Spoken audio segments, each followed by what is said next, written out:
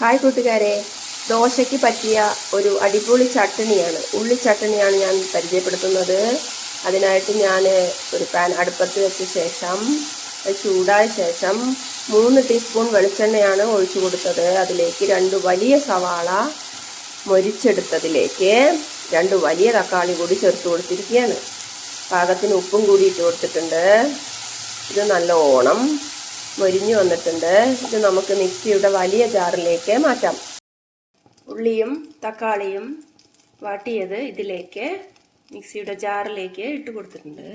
ബാക്കിയുള്ള ഈ ഒരു എണ്ണയിലേക്ക് ഞാൻ 2 ടീസ്പൂൺ പൊട്ടുകടലയാണ് ചേർത്ത് കൊടുക്കുന്നത്. കൂടെ കുറച്ച് കറിവേപ്പിലയും നമുക്ക് തീ കൂട്ടിയ ശേഷം ബ്രൗൺ നിറമാകുന്നത് വരെ വറുത്ത് കൊടുക്കാം. ഇതും കൂടി ജാറിലേക്ക് ഇട്ട് കൊടുക്കാം. കടല ഇങ്ങനെ മൊരിഞ്ഞു വന്നിട്ടുണ്ട്. നമുക്കിതൊക്കെ ജാറിലേക്ക് ചേർത്ത് കൊടുക്കാം. പൊട്ടുകടലയും സവാളയും തക്കാളിയും ഉപ്പും കറിവേപ്പിലയും ഇതിലേക്ക് ഇനി ഞാൻ ചേർത്ത് കൊടുക്കാൻ പോകുന്നത് 2 ടീസ്പൂൺ അളവിൽ മുളക് പൊടിയാണ്.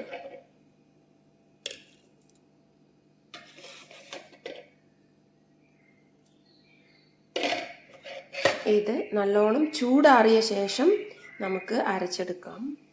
ഇത് ഒന്ന് കറക്കിയ ശേഷം 1/2 ഗ്ലാസ് വെള്ളം ഒഴിച്ച് വീണ്ടും നല്ല പേസ്റ്റാക്കി അരച്ചെടുക്കണം. ചൂടാറിയ ശേഷം ഞാനൊന്ന് കറക്കിയെടുത്തിട്ടുണ്ട്. ഇപ്പോൾ ഇനി ഇതിലേക്ക് ഞാൻ ആ വെള്ളം ഒഴിച്ചു കൊടുക്കണം. ഇനി ഒന്നും കൂടെ നന്നായിട്ട് അരച്ചെടുക്കാം. ഞാനിതൊരു പാത്രത്തിലേക്ക് മാറ്റിയിട്ടുണ്ട്. ഇനി നമുക്കിതിലേക്ക് വറുത്തിടാം. വറുത്തിടുന്നതിനായിട്ട് എണ്ണ ചൂടായി വന്നിട്ടുണ്ട്. അതിലേക്ക് ഞാൻ 1/2 സ്പൂൺ കടുകാണ് ഇട്ട് കൊടുത്തിട്ടുള്ളത്. അതിൻ്റെ കൂടെ നമുക്ക് ഇടേണ്ടത്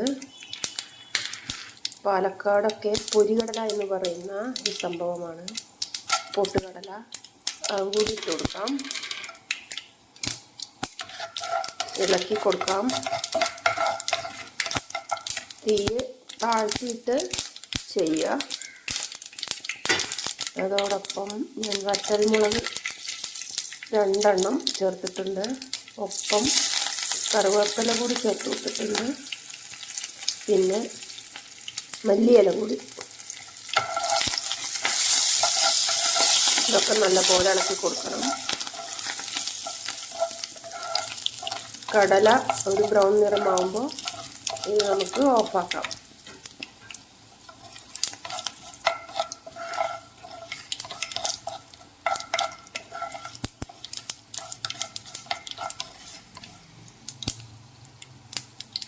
ഇപ്പോൾ ബ്രൗൺ നിറമായിട്ടുണ്ട്. നമുക്ക് തീ ഓഫാക്കി ഇത് നമ്മുടെ ചട്നിയിലേക്ക് പകർന്നു കൊടുക്കാം. അപ്പം നമ്മുടെ ദോശയുടെ സൈഡിൽ ഇതിങ്ങനെ പകർന്നു കൊടുത്തിട്ട് ദോശ ഇങ്ങനെ നമുക്ക് കഴിക്കാം.